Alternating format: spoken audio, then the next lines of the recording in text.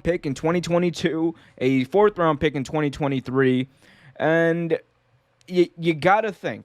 You gotta think. Just initially looking at what they got, what the Falcons got for this trade, you gotta think they could have gotten more. For a talent like Julio Jones, for only accepting a second round pick and a fourth, or it was a sixth rather, a sixth round pick.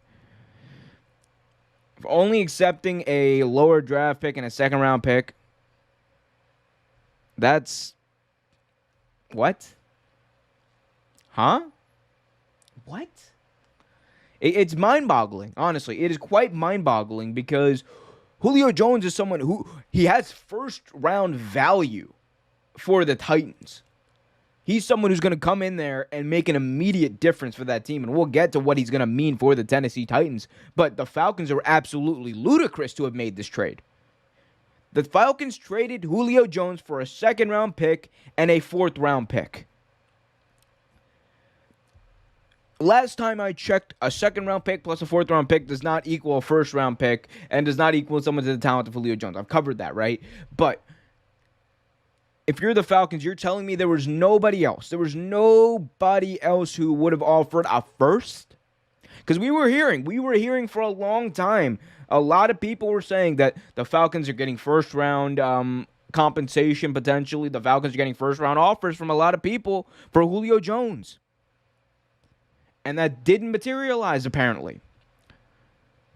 And if you want me to be quite honest, you're the Tennessee Titans, and you're a Titans fan. If you're Andrew sitting back and watching this, you're happy as hell. You are elated at the fact that you got someone like Julio Jones' value for a pretty cheap price, a second-round pick. Like, what were the Titans? The Titans love to draft terrible draft picks, right? They love to draft terrible draft picks. Like, just look at some of their draft picks. Their first rounder from last year, hell, he's not even in the league anymore. Think about that. So they love red flags. So I think, them giving away even a first-round pick wouldn't have mattered if they got Julio Jones, someone who's proven in the NFL, someone who is proven to not to have, off-the-field issues, someone who's proven to be a leader, to be productive every single year he's in the league. The Titans should be happy. And you know what else they're getting from Julio Jones? They are getting someone who's going to make their offense potentially like right up there with the Ravens, right up there with the Chiefs as far as most dynamic and explosive offenses in the league. And the reason for that is they had Derrick Henry in the backfield.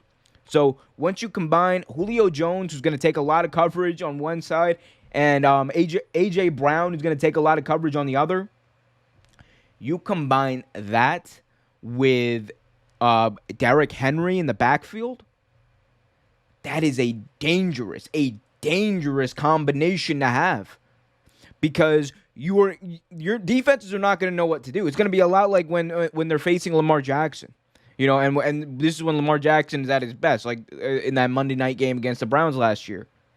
It's going to be like that every single week for the Titans, because whether they run the ball or whether they do play action, like Ryan Tannehill, by the way, is one of the best quarterbacks off play action. That's going to be dangerous. A brutal play-action game for whatever defense is playing them.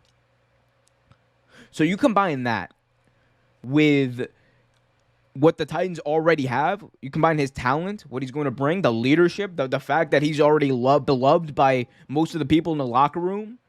That A.J. Brown, his teammate, who's also a wide receiver, was willing to give his jersey number to Julio Jones, and Julio Jones was very modest about it. He said no. Mind all of that, it's a team that's going to be running on all cylinders next year. The gears are going to be churning, and the only people that can stop them are themselves. The Titans will be their own undoing if they don't win next year. Because I know there's been a lot of talk about all the memes, like, oh, man, Tennessee's like, hey, like Julio Jones coming to Tennessee, like, hey, it's like you guys lost in a wild card round this year, or last year. Get ready to lose in a divisional round this year. Like there's a lot of talk of those memes. Those are nonsensical. Those don't make any sense. This team has gotten immensely better.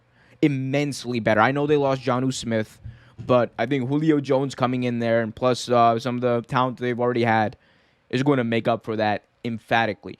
And look, the only question mark that I think for me is left on this team would be Ryan Tannehill. And it's not so much of a question mark after last year. It's like a fading question mark at this point.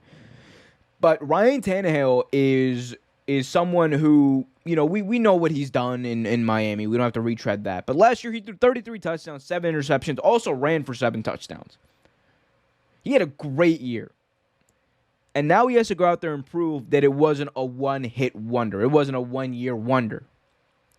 Ryan Tannehill has to take another step to prove that he's here to stay. And Julio Jones is going to be very important in that development. He's going to be very important in the elevation of this entire team. Thanks for watching this video from Real Take Sports Talk. Remember to like, share, subscribe, hit that notification bell so you get notified whenever a new video is released. Also, remember to check out our live show every single Thursday at 8 p.m. right here on the YouTube channel. And remember, keep it real.